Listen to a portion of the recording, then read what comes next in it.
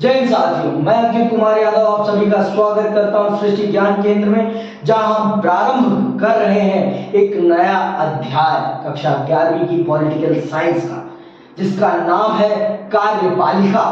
और इस अध्याय को समझना हम सब के लिए बहुत ही जरूरी है, चाहे आप पॉलिटिकल साइंस के स्टूडेंट हो या ना हो। अगर आपने इस चैप्टर को समझा तो आप इस देश की कार्य पद्धति को समझ पाएंगे, क्योंकि इस देश को समझना है तो इस चैप्टर को समझना बहुत जरूरी है, क्योंकि यही आपके देश को चलाने वाले लोग काम करते हैं, जिसे हम कार्यपालिका कहते हैं। आपके देश में किस प्रकार की कार्यपालिका है ये जानना आपके लिए बहुत जरूरी है, क्योंकि जब तक आप इसको नहीं जानेंगे, इसको नहीं समझेंगे, तब तक आप पूरे देश की व्यवस्था को ही नहीं समझ पाएंगे। इसको समझ लेंगे आप तो आप अपने देश की व्यवस्था को समझ लेंगे। आप अगर इसको नहीं समझेंगे तो आप कभी भी अपने देश की व्यवस्था को नहीं समझ पाएंगे। तो सबसे पहले तो मैं आपको इस चैप्टर के बारे में समझाऊंगा कि इस चैप्टर में मैं आपको क्या क्या पढ़ाऊंगा,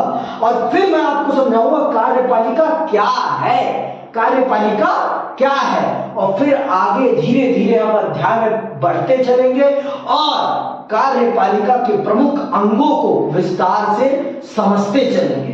पहली बात तो आपको पता होना चाहिए कि हमारे देश में कार्यपालिका क्या करती है और कार्यपालिका के प्रकार कितने हैं। हमारे देश में लोगों को कार्यपालिका का पता ही नहीं है कि किस प्रकार की कार्यपालिका हमारे देश में है। सबसे पहले वो समझाऊंगा मैं आपको। तो आइए चलिए प्रारंभ करते हैं कि क्या है कार्यपालिका। पहले इसका विस्तार पूर्वक परिचय देता हूं मैं आपको, फिर उसके बाद इस चैप्टर के जो पढ़ने वाले हैं उन सभी विषयों को आप जान लेंगे। उसके बाद में एक एक विषय को आपको विस्तार से समझाता चलूंगा। तो चलिए सुनिए। कार्यपालिका को अंग्रेजी में एग्जीक्यूटिव कहते हैं। क्या कहते हैं? एग्जीक्यूटिव। अब आप चल रहे हैं इस अध्याय से भारतीय संविधान के 3 अंगों के बारे में।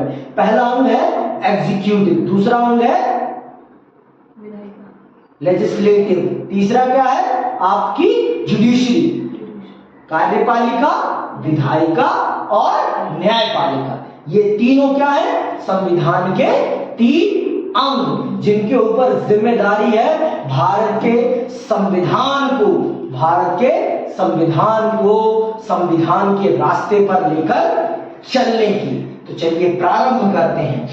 विधायिका, कार्यपालिका और न्यायपालिका सरकार के 3 अंग हैं। सरकार के 3 अंग मतलब भारत के संविधान के 3 अंग हैं, जिनके माध्यम से आपका संविधान सरकार को संचालित करता है, जिनके माध्यम से आपका संविधान पूरे भारत को कंट्रोल करता है, रूल करता है। मैंने आपको जब पहला ही चैप्टर पढ़ाया था तो मैंने आपको पहले ही बता दिया था कि भारत पर अगर सर्वप्रथम सत्ता किसी की है तो वो किसकी है? भारत के संविधान की है। भारत का संविधान सर्वप्रथम सत्ता स्थापित करता है, उसके बाद आपके देश में सरकार बनती है, और उन सरकारों को नियंत्रित करने का काम भी आपका संविधान करता है। तो ये है आपके संविधान का पहला अंग, जिसे क्या कहते हैं? कार्यपालिका। तो चलिए विस्तार से सुनते हैं। ये तीनों मिलकर शासन का कार्य करते हैं। ये तीनों मिलकर शासन का कार्य करते हैं। पूरे सरकार को चलाने का दारोमदार इन्हीं तीनों अंगों के ऊपर है। आपने इससे पहले वाला जो चैप्टर पढ़ा वो क्या था? सरकार के निर्माण की प्रक्रिया वाला, जिसमें आपने निर्वाचन आयोग को विस्तार पूर्वक समझा कि निर्वाचन आयोग क्या है और उसकी हमारे देश में क्या भूमिका है। चलिए, तथा कानून व्यवस्था बनाए रखने तथा जनता का कल्याण करने में योगदान देते हैं। संविधान यह सुनिश्चित करता है कि ये सभी एक दूसरे से तालमेल बनाकर काम करें और आपस में संतुलन बनाए रखें। संसदीय व्यवस्था में कार्यपालिका और विधायिका एक दूसरे पर आश्रित है।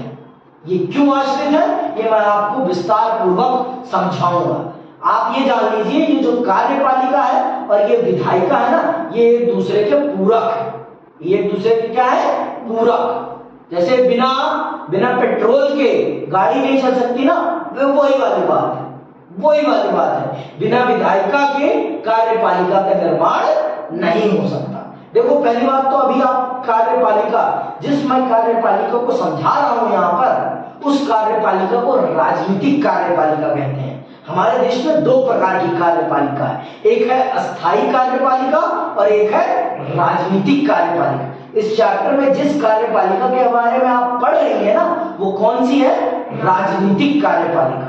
और राजनीतिक कार्यपालिका में कौन कौन होता है, ये जानना आपके लिए बहुत जरूरी है। तो चलो अभी अंदर मैं आपको विस्तार से समझाऊंगा, पहले मैं आपको एक मोटा मोटा ऊपरी तौर पर बता देता हूं। देखो, आपको पता है कि आपके देश में लोकतांत्रिक व्यवस्था से आप अपने प्रतिनिधियों को चुनते हैं, ठीक है? और हर प्रतिनिधि किसी न किसी दल का सदस्य होता है। हर प्रतिनिधि किसी न किसी दल का सदस्य होता है, ये आप बखूबी जानती हैं। उसके बाद क्या? फिर उसके बाद सरकार स्थापित करनी होती है। सरकार कैसे स्थापित होती है? सरकार स्थापित करने के लिए क्या चाहिए होता है? बहुमत चाहिए होता है। मान लिया प्रत्याशियों को जीतने के लिए बहुमत नहीं चाहिए। प्रत्याशी कैसे जीतते हैं हमारे देश में? जो अपने प्रतिद्वंदियों से सबसे आगे होता है वो जीत जाता है। लेकिन संसद में अपनी सरकार बनाने के लिए आपको क्या चाहिए होता है? बहुमत। तो आप सब जानते हैं कि हर प्रत्याशी किसी ना किसी पार्टी का सदस्य होता है। हर प्रत्याशी किसी ना किसी पार्टी का सदस्य होता है। तो इस प्रकार से जिस पार्टी के सबसे ज्यादा सदस्य जीतते हैं, जिस पार्टी के सबसे ज्यादा सदस्य जीतते हैं, उस पार्टी को मौका मिलता है देश में सरकार बनाने का। उसको मौका मिलता है देश में सरकार बनाने का। और ये मौका कौन देता है? राष्ट्रपति। यहां ये बात ध्यान रखना, जिस पार्टी को सबसे अधिक सीटें मिली होती हैं, मतलब जिस पार्टी के सबसे ज्यादा सदस्य जीते हुए होते हैं, मतलब जिस पार्टी के सबसे ज्यादा सांसद होते हैं, उस पार्टी को मौका मिलता है सरकार बनाने का। तो अब वो लोग, अब जो जीते हुए पार्टी के मेंबर्स हैं, वो डिसाइड करेंगे कि उनमें से कौन सा मेंबर उनका प्रधानमंत्री बने। जिस सांसद को, वो सारे सांसद, अपने एक पार्टी के सारे सांसद, जिस सांसद को अपना प्रतिनिधि चुन लेते हैं, वो क्या बन जाता है? देश का प्रधानमंत्री। क्या बन जाता है? देश का प्रधानमंत्री। और फिर राष्ट्रपति साहब उसे देश के प्रधानमंत्री के रूप में शपथ दिलाते हैं, ठीक?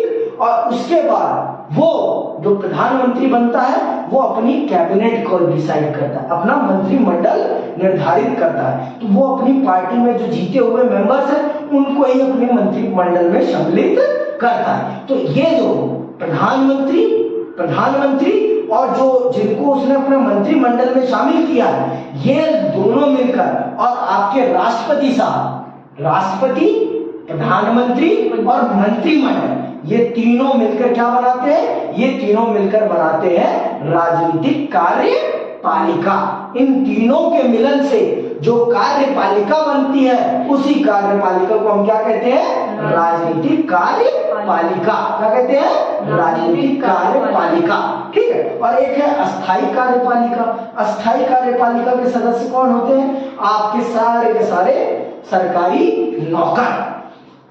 सारे के सारे सरकारी नौकर अस्थायी कार्यपालिका के सदस्य होते हैं। ये राजनीतिक कार्यपालिका के सदस्य 5 साल के बाद बदल भी सकते हैं, फिर वही रह सकते हैं। जैसे मोदी जी 2014 से आज तक भारत के प्रधानमंत्री हैं, तो पर चुनाव तो हुआ था ना, तो ये जो राजनीतिक कार्यपालिका है, इसका चुनाव जनता के द्वारा होता है। लेकिन जो अस्थायी कार्यपालिका होता है, उसका चयन एक परीक्षा के द्वारा होता है, और जिसे हम कहते हैं यूपीएससी।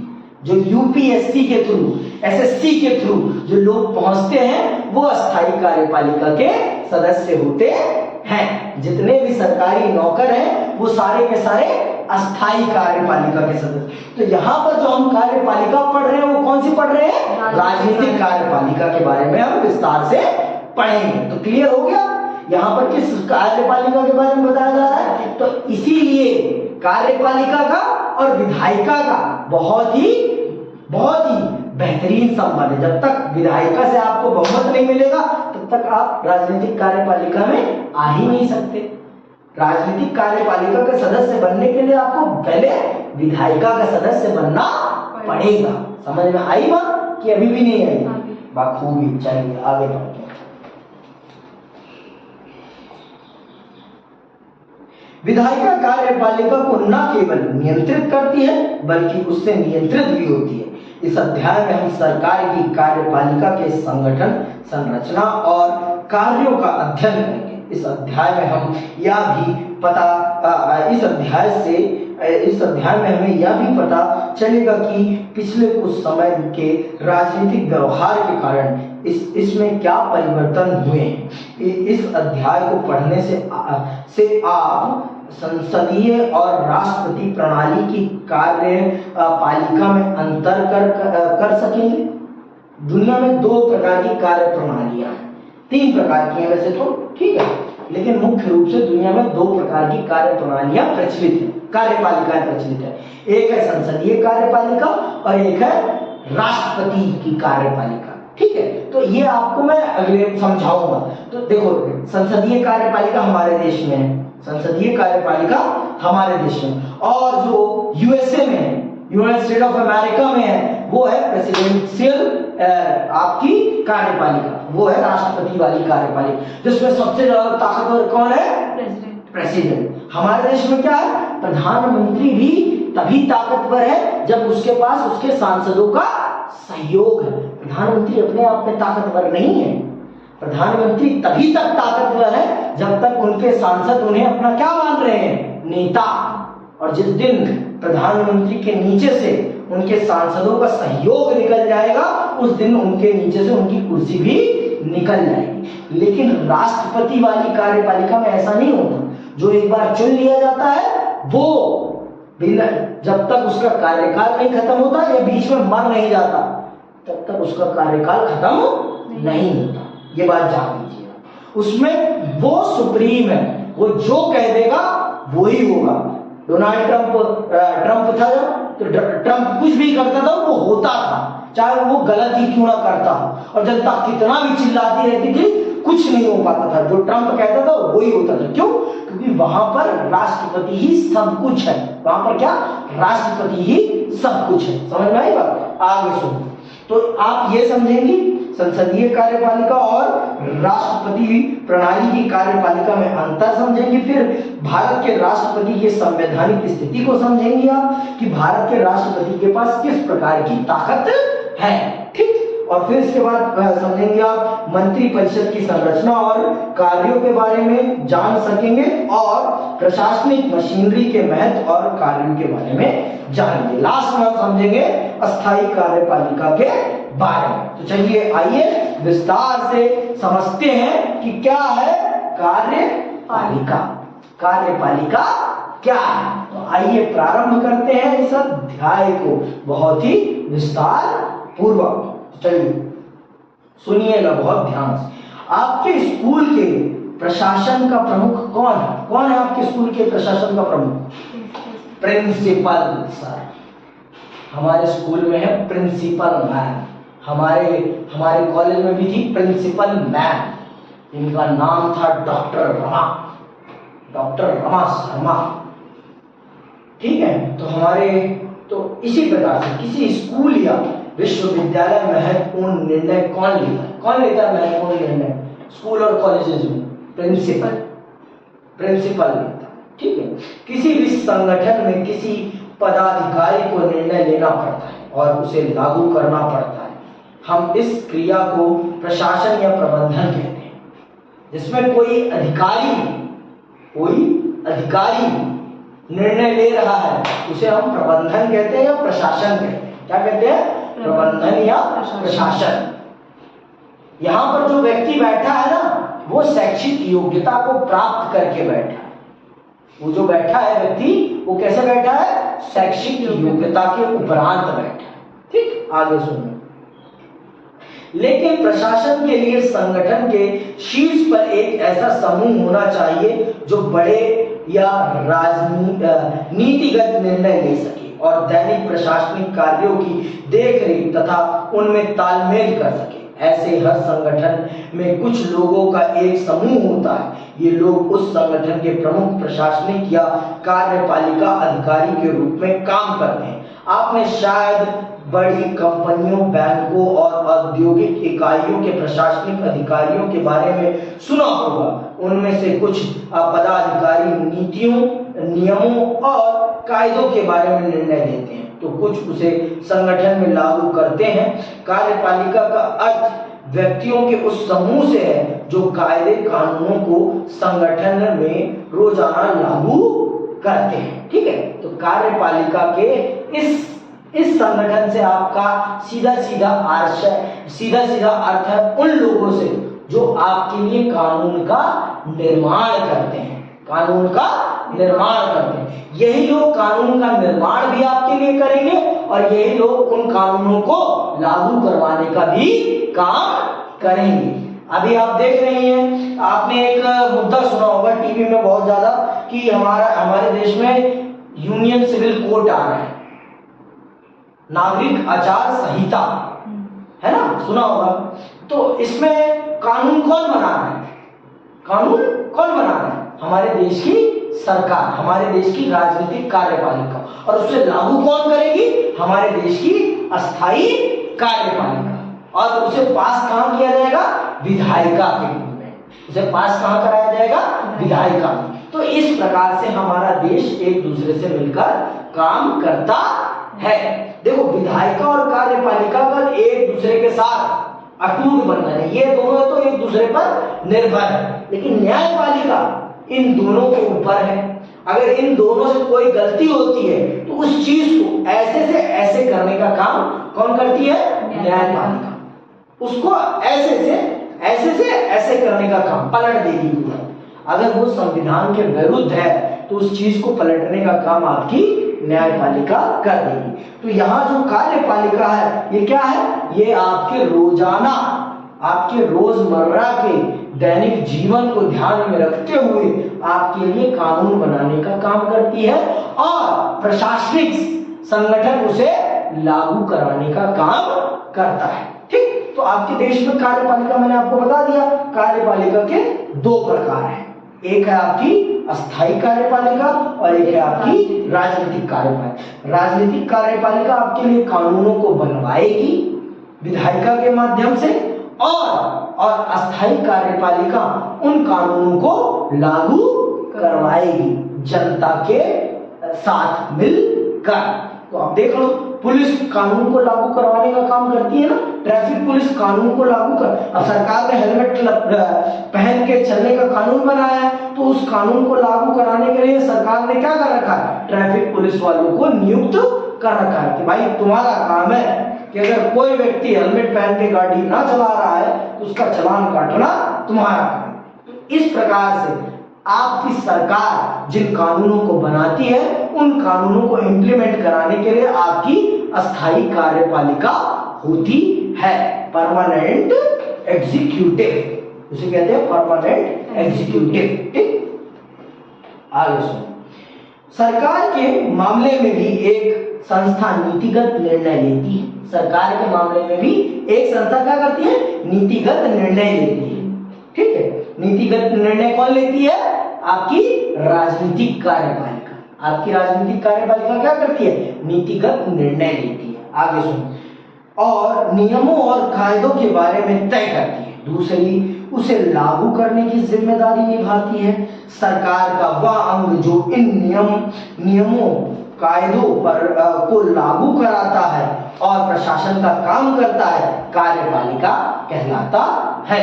ठीक है, कार्यपालिका के प्रमुख कार्य क्या है? कार्यपालिका सरकार का वह अंग है जो विधायिका द्वारा स्वीकृत नियमों और कानूनों को लागू कराने के लिए जिम्मेदार है।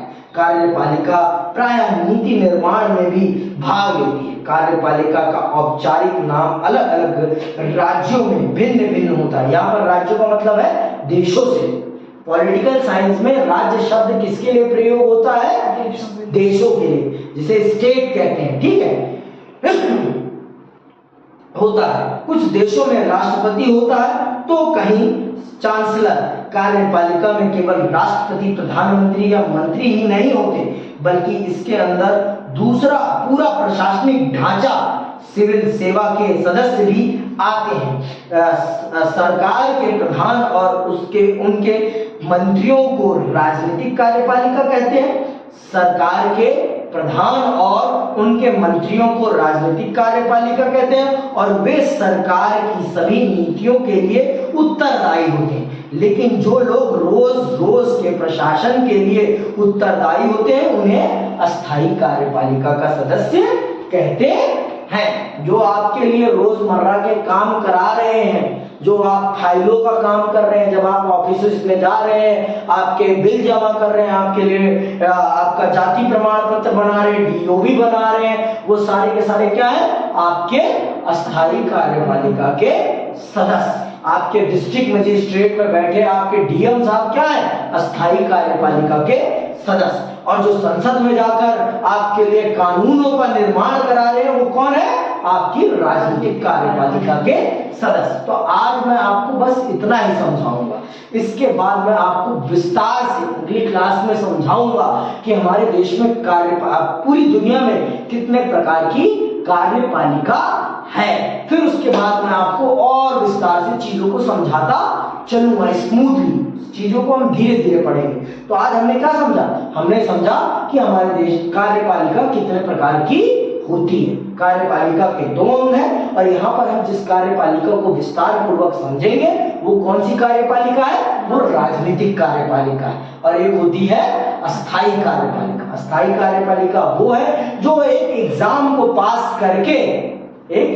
पास करके उस पद पर नियुक्त होते हैं। और राजनीतिक कार्यपालिका जो जनता के वोट के माध्यम से आते हैं वो है। और अस्थायी कार्यपालिका अपनी उम्र के 60 साल तक देश की सेवा में लगी रहती है। और राजनीतिक कार्यपालिका हर 5 साल में आती रहती है, जाती रहती है, आती रहती है, जाती रहती है। अच्छा काम करती है तो वही फिर से आ जाती है, लेकिन अच्छा काम नहीं करती तो आती रहती है, जाती रहती है, आती रहती है, जाती रहती है। ये होता है, ठीक। तो यहाँ पर हमने ये भी समझा कि हमारे देश में राजनीतिक कार्यपालिका में कौन कौन क्या है। और हमने ये भी समझा कि हमारे देश में कार्यपालिका जो है वो विधायिका से डायरेक्टली कनेक्टेड है। वो उसके लिए उत्तरदायी है, वो उसके लिए उत्तरदायी, दोनों एक दूसरे के प्रति उत्तरदायी है, दोनों एक दूसरे से क्रॉस क्वेश्चन कर सकते हैं, ठीक। तो आज के लिए बस इतना ही। यही मैं आपसे विराम लेता हूं। जय हिंद, जय भारत।